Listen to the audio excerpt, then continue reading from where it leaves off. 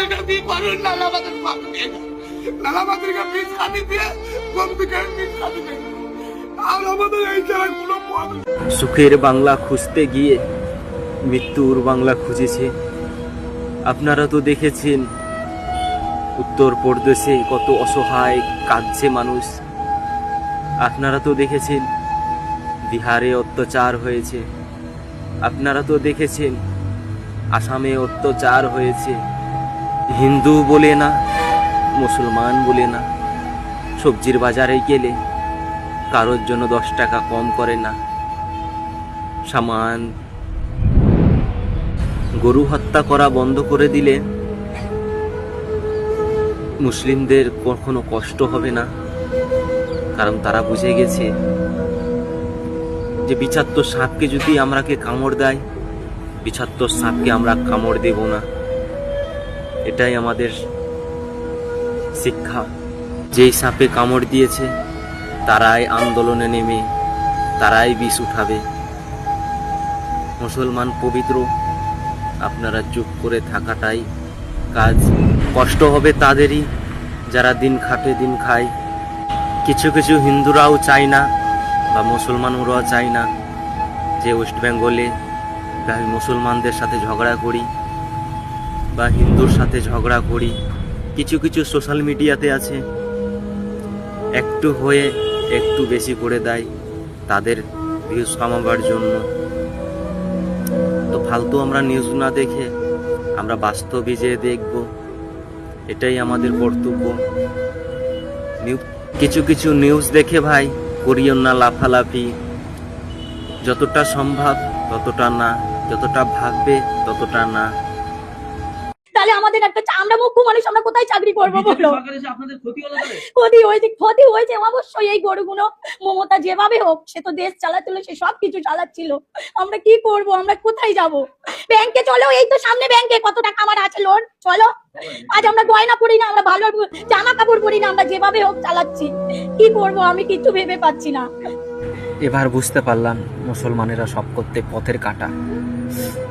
তাদের সরিয়ে দেওয়ার জন্য অনেক ব্যবস্থা নেওয়া হয়েছে। তো মনে করো আমরা পবিত্র মুসলমান, আমরা জ্ঞানী আছে। আমাদের হাসান হোসেন এইভাবে বলে যায়নি, আমাদের নবী এইভাবে বলে যায়নি যে শত্রুকে আপন করে নাও, কিন্তু শত্রুর সাথে শত্রু কখনো হইও না। আমরা একটা কুরবানি নাই দিলাম। আমাদের নবীজি, আমাদের হাসান হোসেন, তারা তো 12টি বছর কষ্ট করেছিল, 31 বছর কষ্ট করেছিল, 60 বছর কষ্ট করেছিল, শুধু পানি খেয়ে রোজা রেখেছিল। আমাদের ফতেমাও পানি খেয়ে রোজা রেখেছিল। তো আমরা কেন পারবো না এই একটা ঈদে সহ্য করতে? আমরা কি এতটাই ভেঙে পড়ব যে আন্দোলনে নেমে যাব? আমরা কি পবিত্রকে নষ্ট করে দেব? আমরা করা লাগবে না। দেখবেন কিছু কিছু যেই বিষাক্ত সাপগুলো লেজে কামড় দেয়, তারাই একদিন দিনের পর দিন বুঝতে পেরে তারাই আন্দোলনে নামবে।